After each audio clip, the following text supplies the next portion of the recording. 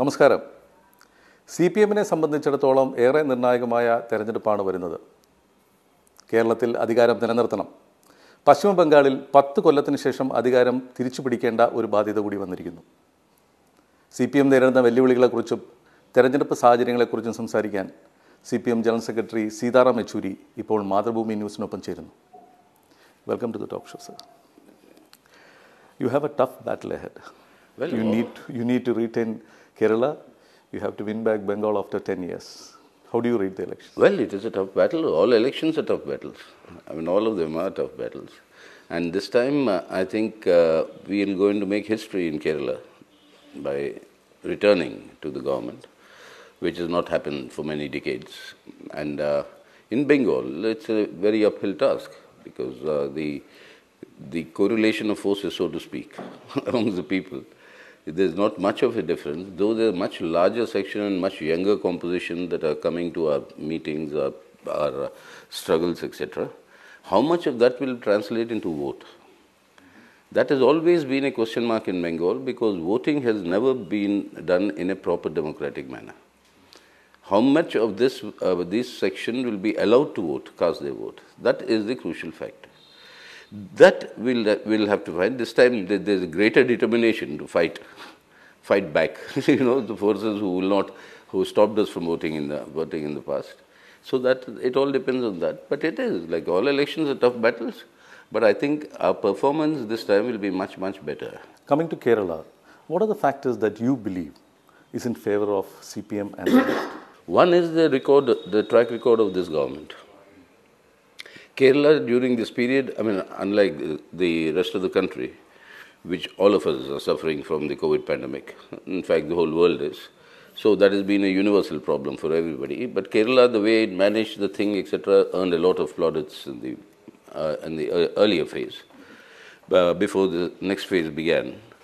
But more than that, Kerala was devastated by some very, very big natural disasters. And there the work of the party, the work of the LDF government, the work of the local bodies which are led by the LDF, and the manner in which they responded to the crisis. And it is to the credit of the people of Kerala that all of them together, they responded as one man to meet these disasters. And that has also going to be in good stead for the LDF. So I think overall, all these factors put together.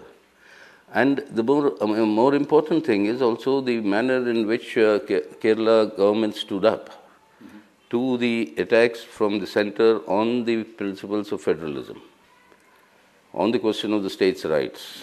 I mean, these have also set in motion an alternative approach for the non-BJP governments, state governments, which also had played a very positive role. So I think all these factors put together, I think we should come back in Kerala, beating the trend or the general course of change every 5 years. Look, there's another issue, that is this communal polarization after the Sabarimala issue and everything. Now, there was a statement from your acting secretary, Mr. Vijay Raghavan, against the Muslim League leaders and their leaders. Do you agree to this othering of a particular community in a state like Kerala? You see, we have never, I mean, the one hallmark of the CPIM has been the question of upholding the secular democratic character of India. And in fact, I would say that but for the communists and for the steadfast upholding of this principle, the sort of culture that we see in Kerala today, it will be impossible. And it has been the exception, especially because once this was set in motion by the communists, no other party, except for the rabid communalists again. And remember, one of the oldest units of the RSS in the country is in Kerala. And they, in fact, have a very large unit there. But then, they've not been able to garner people's confidence precisely because of the general overall culture there. Now, I don't know the specificities of which statement by which Kerala leader, etc., etc. I mean, that is neither my remit nor my this thing. But the point at issue is that on the question of upholding secularism, upholding secular democracy, CPIM's credentials are something on which nobody can raise a finger. So you lost substantial Hindu votes during the last Lok Sabha elections because of the stand that SDPM took on Shabarimala. Now UDF is once again trying to rake up that issue in the coming assembly elections, and one of your ministers have already expressed regret on the issue of two women entering the shrine. And now there are a lot of demands coming in from various quarters saying that the state government should change the affidavit that has been submitted in the Supreme Court, which is in review. The case is in review here. Actually supporting a ban on the women entering the hills. No, you see, the whole issue came up because of a Supreme Court verdict. And under the Constitution of India, on whom everybody takes an oath to form the government, under that Constitution of India, with the Supreme Court's verdict or a judgment, is something that no state government cannot implement. It is mandated according to the Constitution to implement. That's what happened. Then the case went up to a 7-judge bench. Now that is awaited. Let us see what happens. I mean, this is in accordance with the Indian Constitution and Indian law. So let us see what the honorable judges opine. Finally, let us see what the verdict comes. So there is no change in your stand as far as the entry of women and the... What is our stand got to do with this? The basic thing is it was not our stand that made the Supreme Court give its earlier verdict. It gave a verdict on the basis of its understanding of the Indian Constitution. Now it is going to give a verdict, hopefully, on the basis of its collective wisdom, because it's a much larger bench. Let us see what they say. No, because one of your ministers, who is also a minister of Devaswam, who is handling the temple affairs, he has expressed regret on that particular issue of... Again, I told you which minister said what in Kerala. Don't ask me, because I don't know what they've said or what it is. I'm only going by what the position of the country is. And that is a Supreme Court verdict. No state government can say no. And the Supreme Court verdict had nothing to do with the opinion of the state government. It had to do with their understanding and interpretation of the Constitution, which is what the Supreme Court is all about. No, but it has become a political issue because it has what's debated in Lok Sabha election. It can be made into a political issue. I mean, the fact that the UDF and the RSS and the BJP stand in the same direction is itself a political issue. The Congress, which otherwise says that they are opposed to communalism and all these things, is playing openly in tandem with the BJP there. So that is, of course, they are making it into a political issue. But as far as the CPM is concerned, what I am stating is very clear, that it is on the basis of the court's verdicts that we have operated. And now the other verdict is awaited. Coming to the candidate list in Kerala, you are seeing unprecedented scenes in Kerala, party cadres coming out of to the street against the party list. Maybe after 15 years, or maybe after 2006, when VS candidature was also discussed. I mean, especially what I'm talking is about Kuttiyadi. I mean, your organizational grip on your cadres, is it loosening? Of course not. This is absolutely vibrant in a party democracy. What is the system in CPM? CPM, the system is the state leadership in an assembly election. In a parliament election, that we take the responsibility, the party set. In an assembly election, the state committee, the state leadership makes a proposal. It then goes down to the concerned districts and then also to the constituency level, etc., etc. Then after consultations, with their opinions, it comes back. Only then the final list is announced. In Kuttiyadi, the thing that you mentioned, that was a seat that was in the form of the LDF alone, because there were more partners that joined LDF. So more seat sharing had to be done. Everybody had to give up some seats of the earlier partners. So Kuttiyadi went into the Money Congress category. But that has been a seat which has traditionally been very strong with the LDF, and not only LDF, CPM. So naturally, that resentment came. So when that proposal went to them, saying that this has gone into the Money Congress quota, so they opined, saying that no, we should contest this. Kuttiyadi, finally it was solved. Money Congress said, they said, they were very gracious of them. They returned it back to the LDF. And so the matter is all settled. But what about the slogans?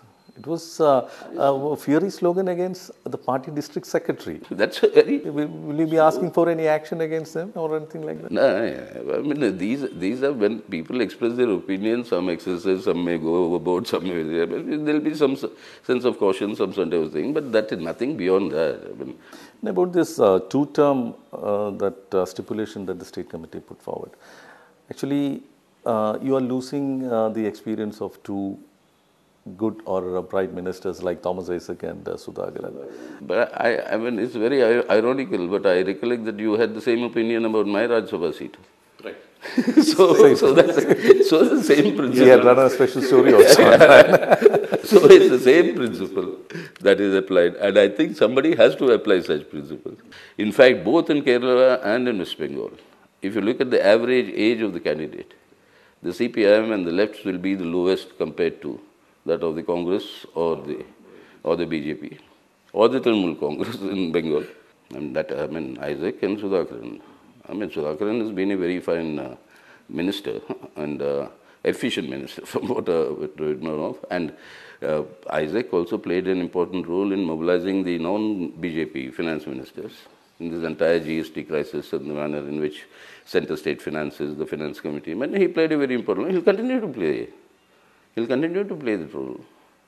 So in that sense, there is no... Does it have anything to do with the inner party issues in the state? Well, I mean, I'm sure all of you would love to speculate about it and love to say. But but some adherence to some principles will have to be made.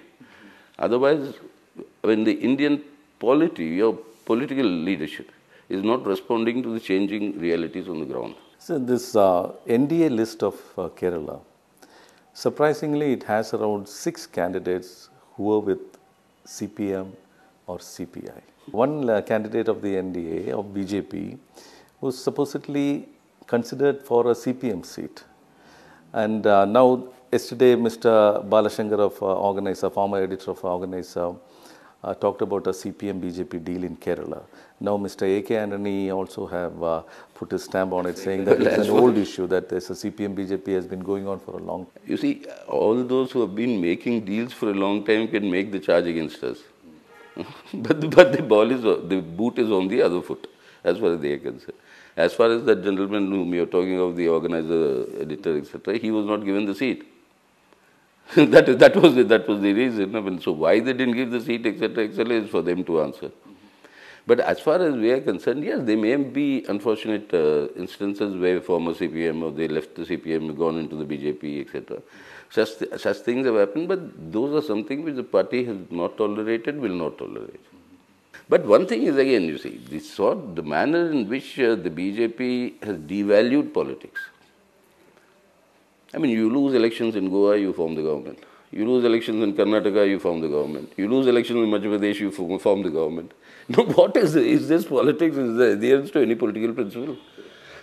That's what they are reducing everything to deal making.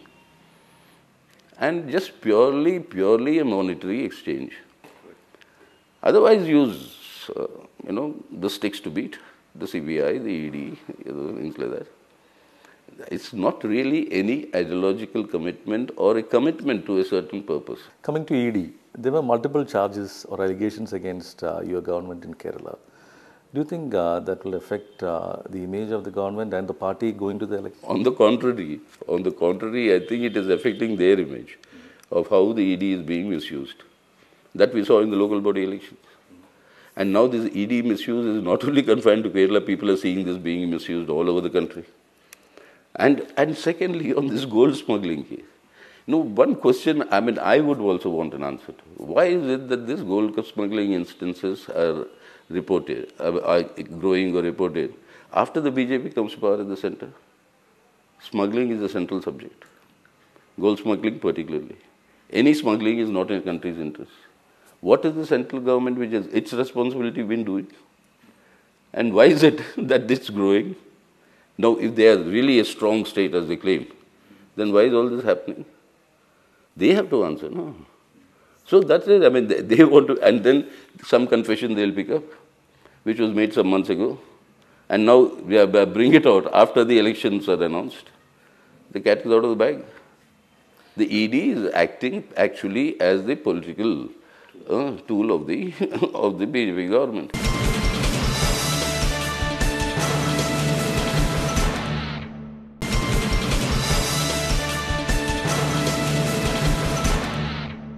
No, but the question is not about gold smuggling. It's about one individual who was the principal secretary of the chief minister, who had some role in it. That's what the NIA or customs or ED is alleging. How come this guy had so free access in the CM's office and the CM doesn't know about it? No, the CM did not choose him for the IAS. Did CM make him an IAS officer? No. No. Who made him? The UPSC center? They have the nuances. Are they not questionable? Huh? But why is that not happening? So that is where the whole conspiracy is. So the point is an IAS officer sent to the state and sent into a position in the state by the center. No IAS officers can function in any state until the center sanctions. It is the center that sanctions. Center that sent. No IAS, no IPS officer can function in any state, even though they may belong to the state cadre, without the central sanction. No, but the question is about the monitoring. No, as far as IAS officers are concerning, the monitoring, the final answerability is to the central, not to the CM. Number one. Number two, whatever that is, but how is that connected with the question of smuggling? Even what you are saying, which is not, but that is why. And with alacrity, the CM said, first, the charge is that why did we ask for central investigation? Why? This is a central subject. They are responsible for it. So they have to investigate. And in that investigation, something was brought out. And all of us know how the ED is being used as a political tool. Now, in that process, certain things have come out, as I told you. I mean, some things have deliberately been brought out later. So, how do you hold the CM responsible for that? That is what, I mean, it's actually baffling. I mean, they are under the center, appointed by the center, selected by the center, and then you say CM is not looked after. No, but the allegation is CM knew it about all the smuggling, including gold and dollar. Allegation. Yeah. One of the main accused has given a statement, 164 statement. And no, correct. I mean, this was made under, according to them, made under duress or under coercion some months ago, but now brought out. That's what I said. The cat is out of the bag in this process, but they wanted to misuse, as always, the ED to do it. But the point is that as far as the people are concerned, you had recently the local body elections. This was a big issue. This was a big issue. This was the main issue, in fact, both the UDF and the BJP campaign. And then you saw the result. So I think that people are very confidently taking it, saying that these agencies are being misused in the left. So coming to Bengal, you are having an alliance with the Congress. You are fighting along with Congress to take on the challenge of a twin threat of Trinamool and BJP. How do you read the Bengal election? Well, the Bengal election, the main objective, as elsewhere, is to stop the BJP, which we think is absolutely essential to save our country's secular democratic republic order and for people's welfare. Now, in Bengal, the BJP gained in the last parliament election, primarily because it was seen as the only alternative to the Trinamool Congress by the people, in the absence of any left and Congress and other forces, each one fighting separately. And the anti-incumbency, very strong anti-incumbency against the TMC, that polled to the BJP. That's how they gained. So what is the ground reality in Bengal? They have very strong resentment against the politics of terror and the anti-democratic manner in which the state government was run. Now that anger went, instead of going to the BJP, this time we will go to the alternative that emerged this time, which was not there in the Lok Sabha election. So to that extent, BJP is weakened. It cannot poll that sort of a vote that it polled during the parliament election, because you have this alternative. But the anger against Trinamool Congress, which is there, and all that is not communal, people who are communal minded. But since there was no other alternative, they voted for the BJP then. Now this time it will be, the BJP will get less as well as Trinamool. Elephant in Bengal was always known as a party of secular parties, or maybe left-oriented party which believes in Marxism, Leninism, socialism and everything. But now you have a new entrant into the left front, a party which has a secularism in its name, but headed by a religious leader who has extremist opinions. Why should you succumb to such pressure? Where is the succumbing? You come from Kerala. You have a party called the Indian Union Muslim League. It has Muslim in its name, but that is secular, is it? When they are part of the UDF, you maintain it as secular. But here you have a party which calls itself the Indian Secular Front, and you say that's communal. What is sauce for the goose is sauce for the gander. Please use the same yardstick. And look at that secular front. Whatever may be his individual opinion, I don't care. So as long as those opinions are not reflected in polity, are not reflected in the politics that he brings in there. Now, the president of the Indian Secular Front is a Adivasi. So you believe Muslim League is secular? Muslim League is a secular party? Yeah, IUML. As long as they are fighting my point was that if ISF is communal, how can IUML be secular? No, that's right. They are part of the UDF, which claims that they are secular. No, so that's it. And IUML, we have also, worked. I go to some of their functions, the participation. Mr. E. Ahmad was a good friend. We supported him in the government, in the UPA government. So all that, all that is there. As long as they don't mix up their religious affiliation or religious beliefs in politics. What will be your forecast of this 5 states? Well, one is definitely clear that the BJP will not be in a position, save except for Assam, even where it is very difficult for them. With the Bodo front now separated, even there it's not going to be easy cakewalk for them. Apart from that, I don't see the BJP making any gains anywhere, which is very good for India. In Tamil Nadu, there will be the DMK-led front that will form the government.